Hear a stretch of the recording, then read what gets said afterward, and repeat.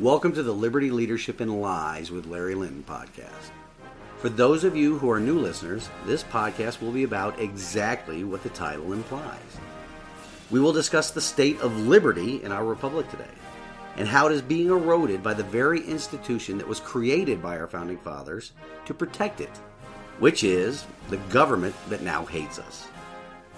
We'll also discuss the many different types and styles of leadership that exist today. But more frequently, we'll talk about how our republic is best served by true servant leadership in elected office. On the topic of lies, we will discuss the many pervasive lies that are told in society today, and not only by our government, but their willing partners in the news media, social media, and tech sectors. These lies, they're designed to rob us of our liberty and destroy our trust in and reliance on the founding principles of our nation and its Constitution. I will also use a portion of each episode to discuss my election campaign to represent Tennessee's House of Representatives District 12. And what I hope to accomplish with my campaign is just basically a couple of things. I want to bring to Nashville an example of what following an oath to the Constitution looks like. And this is based upon my 30 years of service to our nation in the United States Navy. Additionally, once I am in Nashville, I would like to restore the state's role as the creator of and the parent to the federal government. What a lot of people don't realize is that our federal government is not a party to our Constitution, but it is a product of the Constitution. And this Constitution is a charter between all of the states that empowers the federal government with certain and extremely limited powers, such as providing for the common defense and to regulate trade. We can also discuss any tactics or techniques the listeners may have in the fight to restore our nation's founding principles when engaging with what has apparently become the people's enemy over the course of generations now, and that is the government that, one, hates us, and two, only sees us as the means to obtain and maintain power. If you would like to contact the show, just send an email to larry@libertyleadershipandlies.com. You can also subscribe to my blog there at the website. Additionally, even at the website, you can contribute to my campaign. You can find the podcast and the campaign on social media. Just search for Larry for TN12 on Twitter, Instagram, and Facebook for the campaign info, and Liberty, Leadership, and Lies with Larry Linton for the podcast social media pages. I'm also on Telegram as Liberty, Leadership, and Lies. I will be recording the show either from the Goat Locker studio in Sevierville, Tennessee, or on remote locations where my consulting business or election campaign takes me. Welcome back to another episode, ladies and gentlemen. And as I often like to remind you, please remember to like and follow the podcast and the campaign on all our social media pages, as well as on the website of libertyleadershipandlies.com. Listener support has been re-enabled on Anchor, so if you would like to support this podcast, head over to Anchor on the show's homepage and click the support button. So this week we're going to continue with the theme of the major political parties, the GOP and the commies, or Democrats as they call themselves. We'll talk about the leadership failures that are evidenced by each of those parties' publicly released platforms. We already covered some of the Republican parties. We're going to focus on the Democrat parties. And these leadership failures, servant leadership failures, can be seen in two different ways. The first way, which is covered by the Democrat Party's platform, is how they built that platform on half-truths or outright lies. The second way is covered by the grand old party, the Republican Party, and how their refusal to stand up for their stated principles, or how they concede to the communists. So the communists, or Democrats as they call themselves, are able to put out their political party platform constructed with half-truths and lies because, for those very same communists, it is definitely party and power over country. And most of their adherents, their lemmings, follow their talking points as if it is the gospel itself. And they also follow their feelings over facts. So let's go right to their party platform and we'll take this straight from their own printed words. Quote, where we stand. Democrats believe healthcare is a right. Diversity is a strength. The economy should work for everyone. And facts and truth matter. Unquote. So today we're going to concentrate on those opening bullet points as well as the Republican Party's response to those bullet points. The first point on the Communist platform, healthcare is a right. Let's look at how a right is defined. Here's just one definition: something to which one has a just claim. Or how about this definition? A moral or legal entitlement to have or obtain something or to act in a certain way. Democrat or commie leadership has been quite successful in the messaging of this, that health care is a right. How does any individual have a just claim to the labor and efforts of another? But us rational people, we must really break this down. It really just falls down to semantics. You must never ever forget this. The communists have been much better at semantics, controlling the narrative and language, to get compliance than their so-called political adversaries. So, each of us do have a right to care for our own health. Absolutely. It's one of those self-evident, meaning it doesn't have to be explained, self-evident, unalienable, God-given rights. Rights that are not bestowed by man or government. But health care? Health care is a system of barter or exchange that is agreed upon between two or more people that facilitates or assists people while exercising their right to care for their health. Hopefully you can understand the difference. So, caring for your health is your right. And health care is a human design system, not a right. The communists have successfully changed the narrative to make those two synonymous: caring for your health and health care. In the health care system, again, a human design system where two or more people agree to a set of conditions or payments, where a healthcare provider provides a service to assist the individual with their skills in exercising their right to care for their health. It's not a right. Also, nowhere in Article 1, Section 8 of the Federal Constitution is the human design system of healthcare listed as a power granted to the federal government to control. If healthcare is not an enumerated power in the federal Constitution, that means it is a power reserved to the states or the people. When did this shift in narrative actually begin, though? Just when did the federal government start inserting itself into the citizens' ability to privately engage or contract with other private citizens in exercising a personal or individual right? Well, sad to say, it wasn't very close to the date of 1913, the year our republic started its downfall from a constitutional republic to communism. But it wasn't before 1913 that it started to happen either, which is important to note. Because prior to the passage of the 16th Amendment, the federal government would not have been able to use our own sweat equity as the carrot and stick to get compliance from states and individuals in what should be a personal choice for private citizens to engage in contracting with other private citizens, health care providers, to facilitate their exercise of the right to care for their own health. Healthcare providers who, by the way, spent their own sweat equity investing in their own human capital. After all, the federal government, at least up until this point in our nation's history, it does not select the people that become healthcare providers, nor does it, as an entity, educate and train healthcare providers. They also, again at this point in our nation's history, do not use our sweat equity to educate and train these people.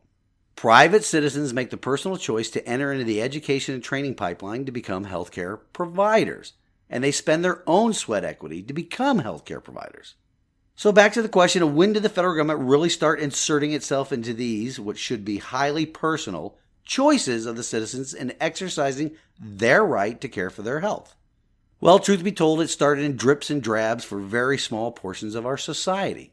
In the late 1700s, it began with legislation that covered merchant marines and members of the U.S. Navy, who paid a tax to sustain the system.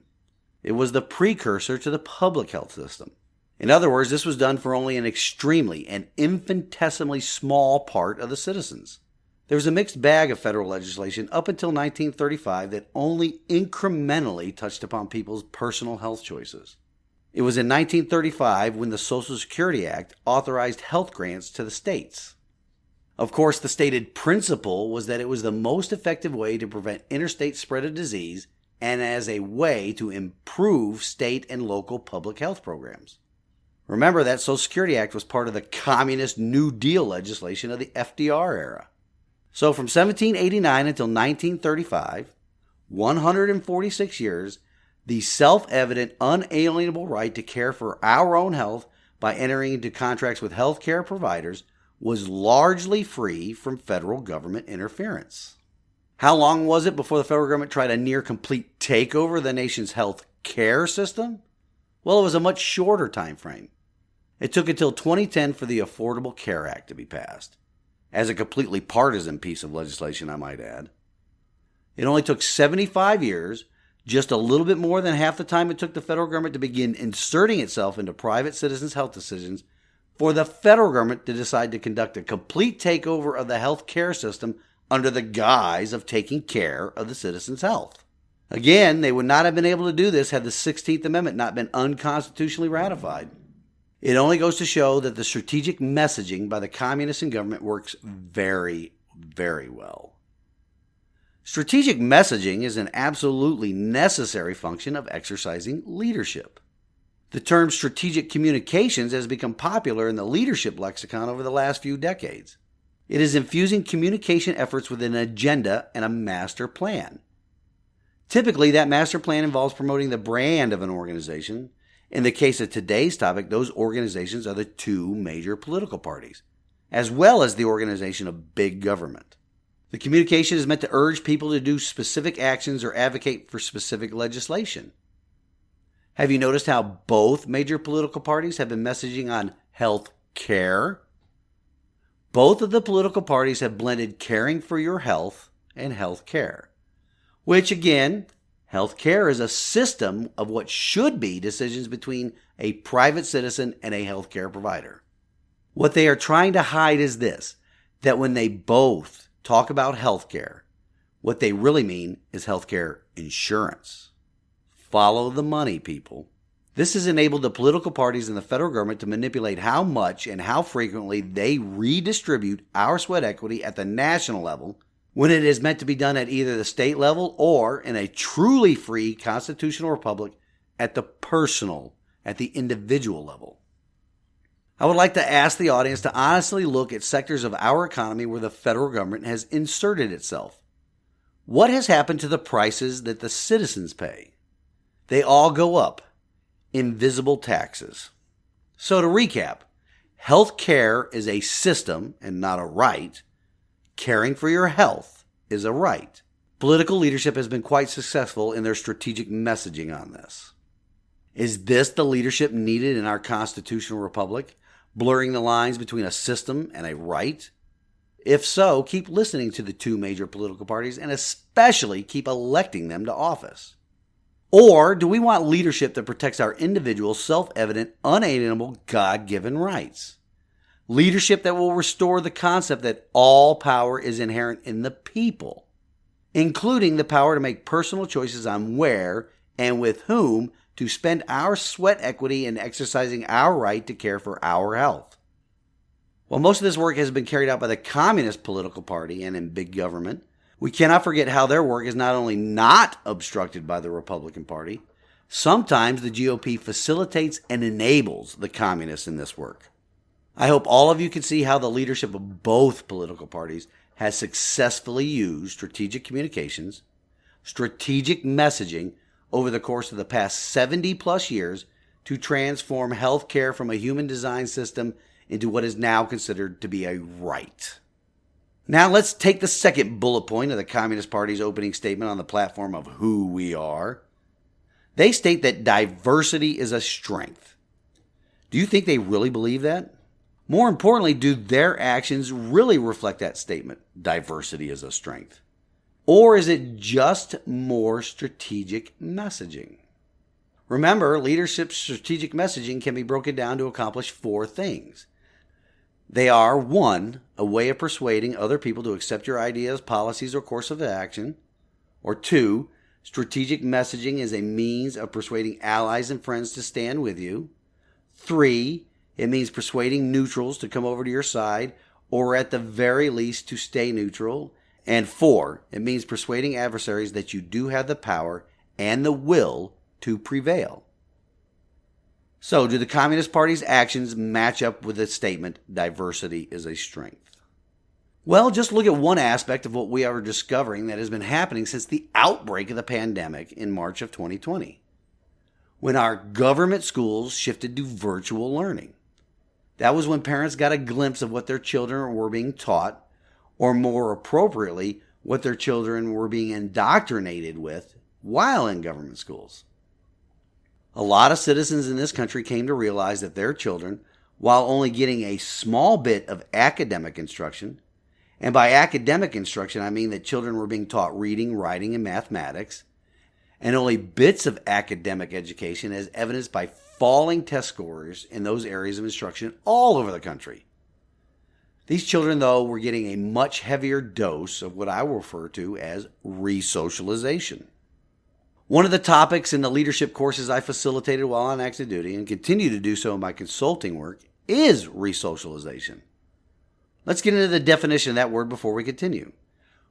Resocialization is the process by which one's sense of social values, beliefs, and norms are re-engineered. The most frequent places or institutions where resocialization used to take place were military organizations, prisons, or mental hospitals. Now, through the strategic messaging by the political parties and big government, we can add government schools to that list. Resocialization is a process that is deliberately carried out through an intense indoctrination. Something important to note about socialization is that what can be learned can also be unlearned. You must unlearn what you have learned. And that forms the basis of resocialization. To unlearn something and to relearn something completely different. Parents all over the country were discovering that their children were undergoing resocialization in government schools. Government schools and their big union allies were doing this so children would unlearn the morals, values, principles, and beliefs they were learning in their parents' home.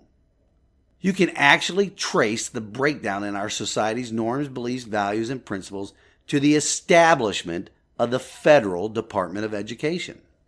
So with the advent of the quote-unquote new normal of pandemic virtual learning, parents all over the country were discovering that this resocialization was happening under their very noses, as well as coming to the realization that their own sweat equity in the form of federal income taxes and local property taxes were paying for it.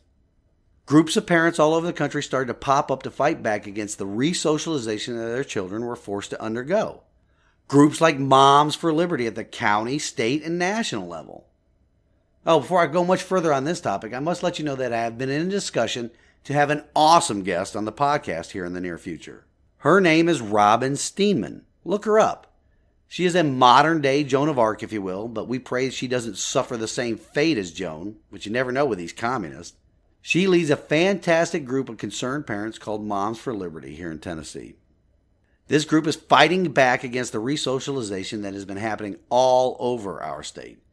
Fighting against the resocialization and desensitizing of our children. She has made statewide and national news in her efforts. Robin is a true patriot, taking a stand in the arena to fight back against this creeping communism that is being accomplished through resocialization and desensitizing of our children. I am so looking forward to getting that interview set up. I'm hoping to do it as a Facebook Live event or some sort of video event. Another group here locally that has been working, fighting against this resocialization and desensitizing process in government schools is Empowered Severe. I have met and had several discussions with members of this organization and hope to have them on a podcast as well. But back to what has been happening to our republic's children with regards to resocialization. This resocialization process has been part of the communist strategic messaging as well. Think about this. Over 2,000 years ago, the Chinese philosopher and strategist Sun Tzu wrote this, quote, "To fight and conquer in all your battles is not supreme excellence. Supreme excellence consists in breaking the enemy's resistance without fighting," unquote.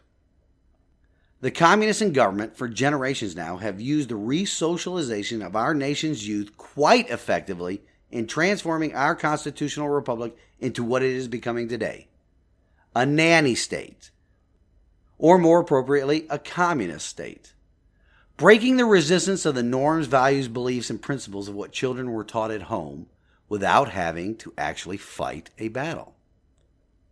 So, how does diversity as a strength in the Communist Party's platform and resocialization have to do with each other? Well, the communists have been resocializing our children to think that everything that happens in society is done on the basis of race. That is the root of critical race theory. They have also been desensitizing children to immoral behavior through access to books and programs that run contrary to what is learned at home. Diversity is supposed to be about highlighting synergy, where the sum of everybody's individual strengths, no matter their background, ethnicity, or country of origin, is greater than their strengths individually.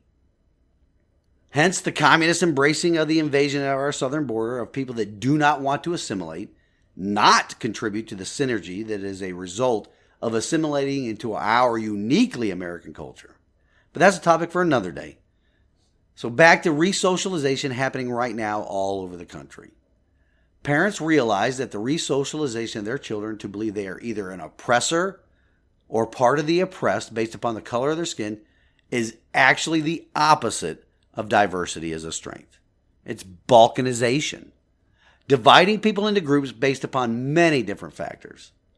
The communists have been successfully, and under the very noses of the parents, putting Sun Tzu's philosophy into practice, resocializing generations of children to believe that teachings like critical race theory and the 1619 Project are strengthening our society.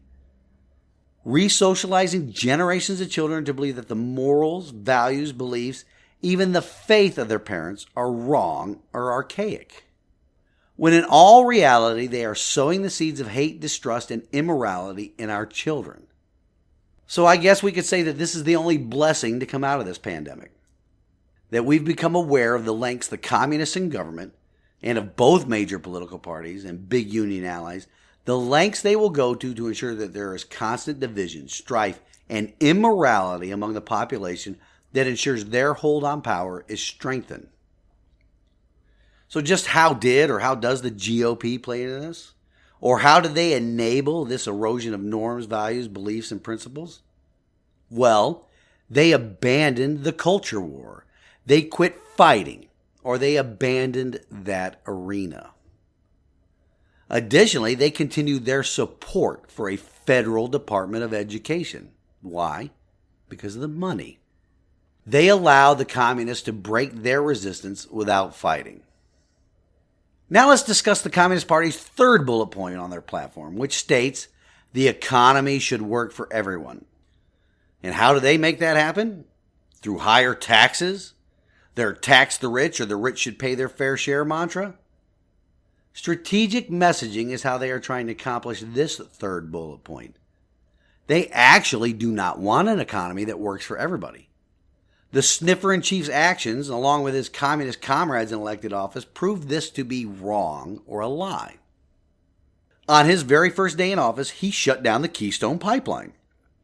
That is just one of the actions the communists in our government took to undermine our economy. Shutting down that pipeline, along with many other extra-constitutional actions, meaning executive orders, other unconstitutional actions that stopped or hindered domestic oil production in our nation. Doing this ensured our economy became, once more, dependent on foreign energy sources. Can you ensure an economy that works for every citizen when you put into place policies that make us dependent on foreign nations? Absolutely not. Unlike our current administration, or any time the communists are in control of the reins of government, foreign countries work in the best interest of their countries. Yes, totalitarian and democratically elected nations alike. They do not work in the interest of making the American economy work for the American people. They work in the interest of their country's economies, to the detriment of the American economy. So when the communists have the reins of power, they aid and abet those foreign nations over our own country. And this is playing out for the world to see right now with the ongoing conflict in Ukraine. They have placed our nation in a position of weakness where we cannot negotiate a way out of this situation for the people of Ukraine. Sad to say, but they must go it alone on the military and diplomatic front. The leader of Russia played us and our supposed allies on our weaknesses. Russia laid bare for the world to see how weak we have made ourselves in just over a year. How is that economy that works for everybody really working out for us? Communist policies here at home have made us dependent on other nations in nearly every sector of our economy. So, how long before China starts playing the same game with Taiwan? It will be sooner rather than later, I believe. Now let's touch on the last of their 4 bullet points on the party's platform, and that is, quote, and facts and truth matter. Really? Facts and truth matter, huh? Just which facts? Which truth? Well, we all know it's only the facts and truths that are approved by their allies in the legacy media, social media, and big tech. And these facts and truths are fed to them by the communists in government. From things like their talking point of the big lie, which is in itself a big lie. Because they are telling the entire population that A, 81 million people voted for the senile old man currently occupying the White House, and B, we cannot believe our own eyes, expert testimony, and statistical analysis about the rampant fraud that took place in the 2020 election. Or now, suppressing evidence on the true efficacy of their beloved vaccines. It must be pretty bad if even one of the communists' biggest allies in the legacy news media is calling out one of big government's 3-letter agencies for lying to us. Maybe, we can only hope, that the New York Times is starting to sense a shifting of the winds on actual public opinion instead of listening to their own echo chamber. Anyway, what people have been saying for months now about the Center for Disease Control hiding information, which the communists and their lemmings, along with their enablers in the legacy news media and social media, have done their best to suppress and label as misinformation or conspiracy theories, has come to light.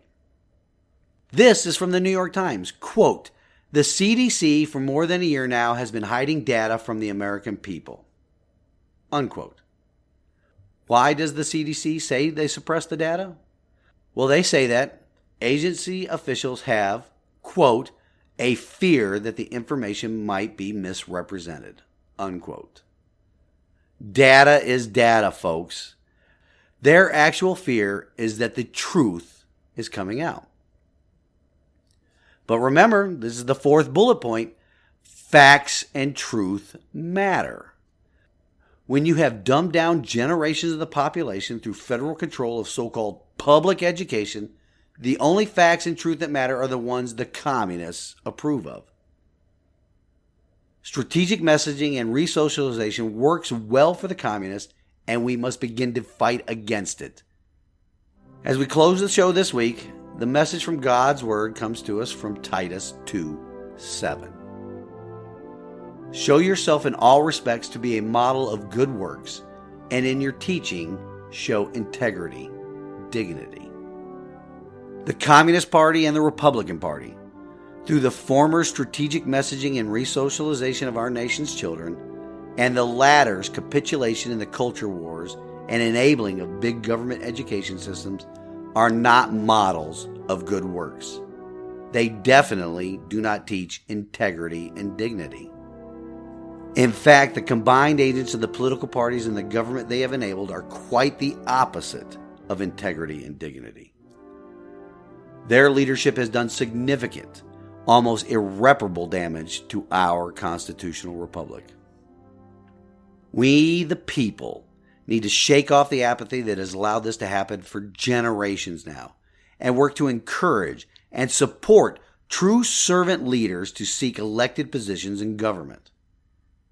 As I mentioned at the outset of this episode, please follow the campaign and podcast on Facebook, Twitter, Instagram, and Telegram, and hopefully True Social here soon. Also, share these social media sites with your family, friends, neighbors, and coworkers. Until next week, stand in the arena with me. Reveille, it's time to wake up.